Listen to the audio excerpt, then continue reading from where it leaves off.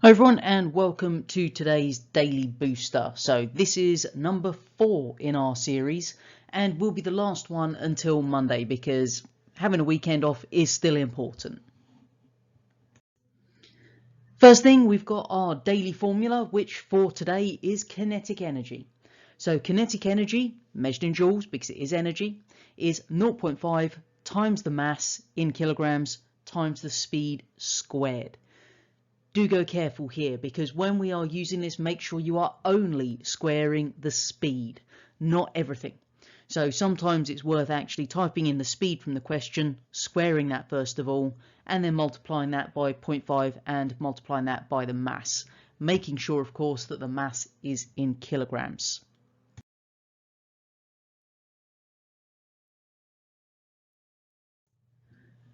For today's Biology Blast then, we're going to be having a little look at food chains and food webs. So this is going back to one of our B4 topics. Again, this will be on the Biology Paper 2 content. Hopefully from lower down the school, we do remember the basics about a food chain. So a food chain, if we're going to the most simplistic terms, shows what eats what in a given habitat. And the way we will show that is by using the words representing the names of our organisms, and then between them you will see there is an arrow. Now the arrow is important and you'll see it's always pointing in the direction of the energy flow. What we find then is the ultimate source of all energy in a food chain is going to be the sun. Because at the start of food chains we have our producers, and producers are the organisms that actually use the sun's energy in the process of photosynthesis in order to make their own biomass by making glucose. So if we think about plants, they will take in energy from the sun to carry out good old photosynthesis, and this is our photosynthesis word equation and the balanced symbol equation, which hopefully we know from the Biology Paper 1 content. What then happens once we've made the glucose is it's going to be changed into the carbohydrates and the proteins, which is the biomass of the plant. Then when animals come along, they will eat the plants. So remember, we've got our producer at the beginning. Then we have a primary consumer. So the primary consumer are the ones that eat the producers. Then we have the secondary consumer, which are the ones that eat the primary consumers, and then we'd have the tertiary consumer, which are the ones that eat the secondary consumers. And that means the biomass gets transferred along the food chain. However, some energy is lost at each stage of the food chain, and we're going to look at those processes a little bit later on in this reminder. When we use that phrase biomass, we are talking about the amount of living material that is present. So we're not thinking about water content. This is purely the amount of living material, the carbohydrates, the proteins, etc. That is the biomass of our organism.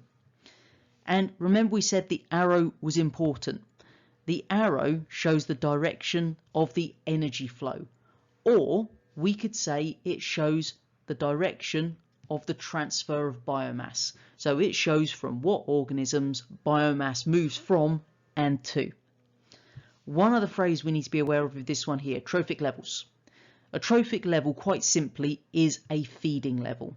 So it shows the position of an organism in either a food chain or a food web.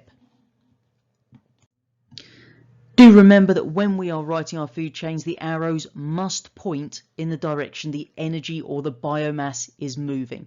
You could not write that in this way, because if you wrote it with the arrow pointing towards the grass, what you're saying is the biomass is going from the rabbit to the grass. You're saying the grass has become carnivorous and is now eating rabbits. That doesn't happen, folks, okay? You do not see grass ripping up its roots, leaping out from behind a grassy mound in order to devour a pack of rabbits. Doesn't happen.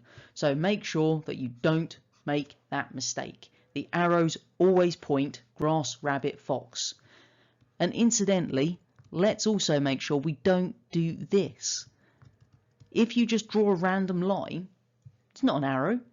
Add the arrowhead. Must always go from the producer to the primary consumer to the secondary consumer, etc.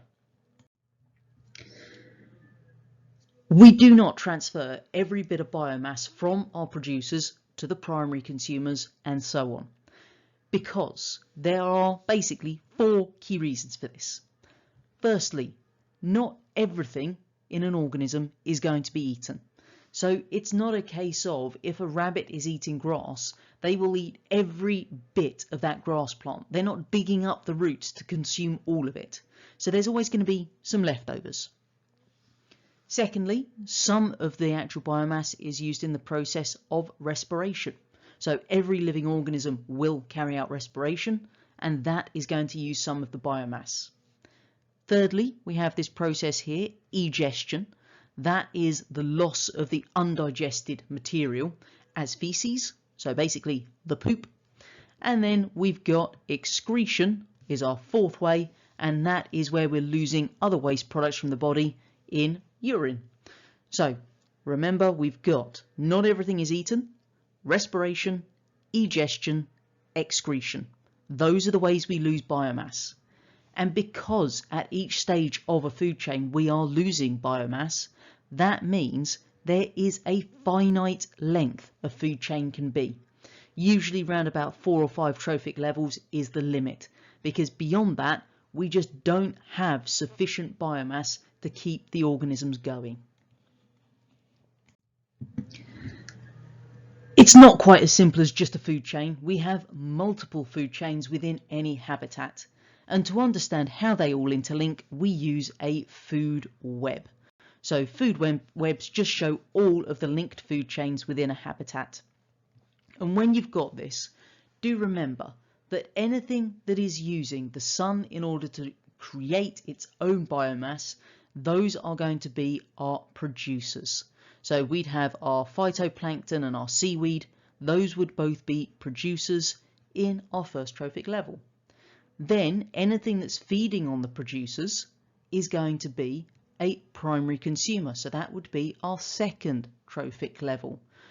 Do go careful, because obviously you need to look at it in that respect, because when they draw these, like this one, it's not always a simple case of it goes up all the time.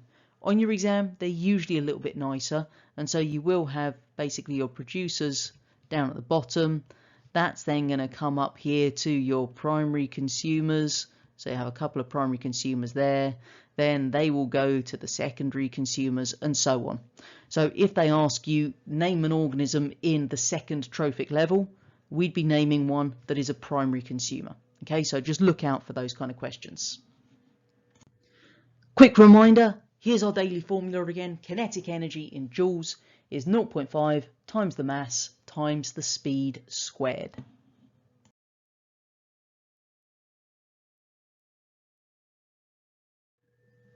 For today's chemistry check, we're going to be looking at alkanes, which is one of those organic chemistry compounds we looked at in C6. So this is again paper 2 for chemistry. The first thing we need to know is this definition for hydrocarbons.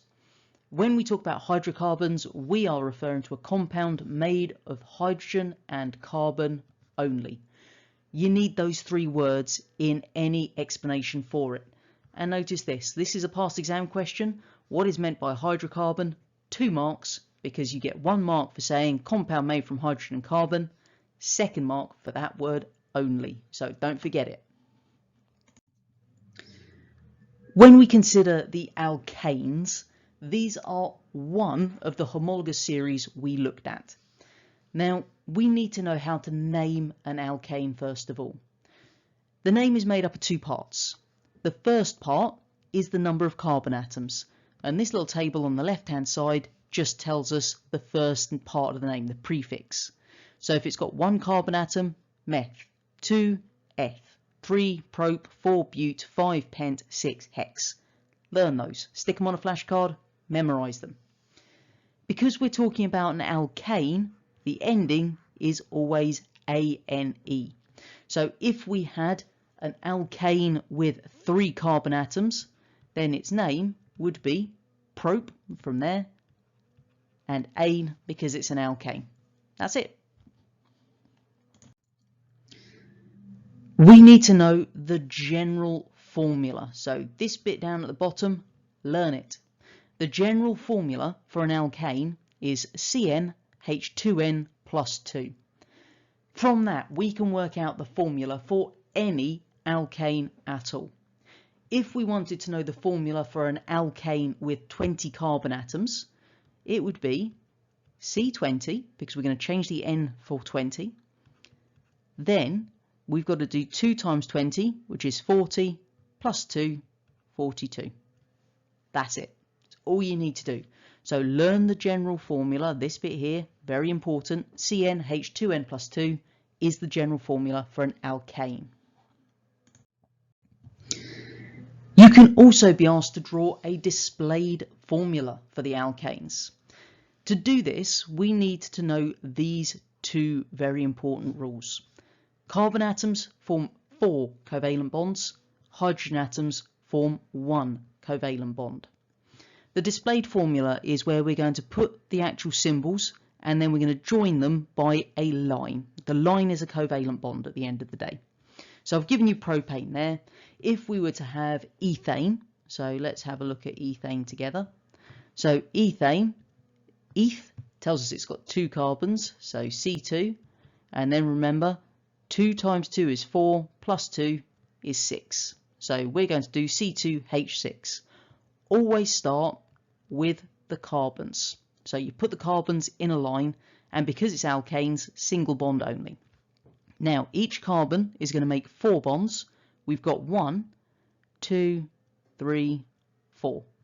Do the same for the second carbon. It's already got 1, 2, 3, and 4.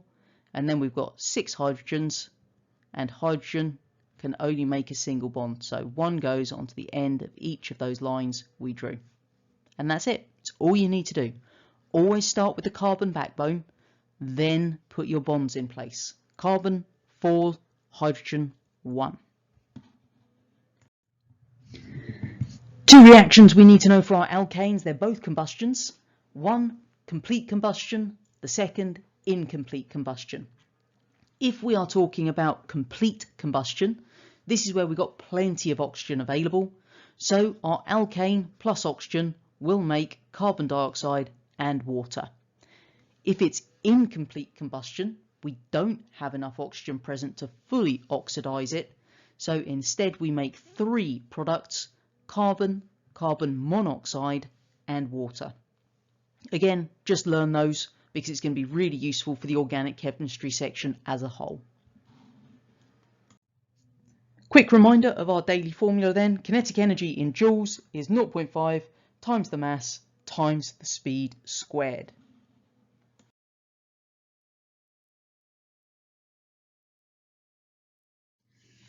For today's physics prep, we're going to have a look at stretching springs. So this is in P2, which means it will be on our paper 1 for physics.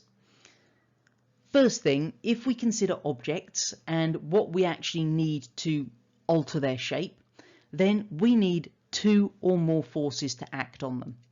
So if we have a look at the first one for compression, then we can see we've got one force acting downwards, the other force in the opposite direction acting upwards. When you squish the 2 ends, it gets squished as an actual material. Tension is our second one. We've still got 2 opposing forces, but this time they're pulling away from the object. So basically we're stretching it at that point. And then if we're bending an object, you can see we've got 3 forces acting on that. So in order to basically change the shape of an object, we've got to have 2 or more forces acting on it. When we consider the effect of actually changing the shape, there are 2 terms we need to know. First one is this phrase plastic. Now, a plastic material is one that will not return to its original shape when we remove the force. So this is something that once you've actually bent it, it will stay bent even when you take your force away. Elastic materials, however, are ones that will return to their original shape when we remove the force. So things like a rubber band is a great example there, because if you stretch it, force is being applied, it's obviously changed its shape. If you then release that force, it goes back to its original shape. Okay, so plastic does not return to its original shape. Elastic will return to the original shape. We would have looked at an experiment called Hooke's Law in this topic, which was where you had clamp stands, you then hung a little spring onto the clamp, and then you added different masses to see what happened, measuring the length of the spring at different masses. Now, what you would have done at the end is you'd have plotted a graph like the one in the bottom corner here. So we've got the weights along the x-axis, and remember weight is a force, therefore it's in newtons. And then on the y-axis we've got our extension in centimetres. Now what we find is the initial part of the graph, so if we look, then this section here, so from there all the way back to the start, so that initial part of the graph there to there, that is a lovely diagonal line.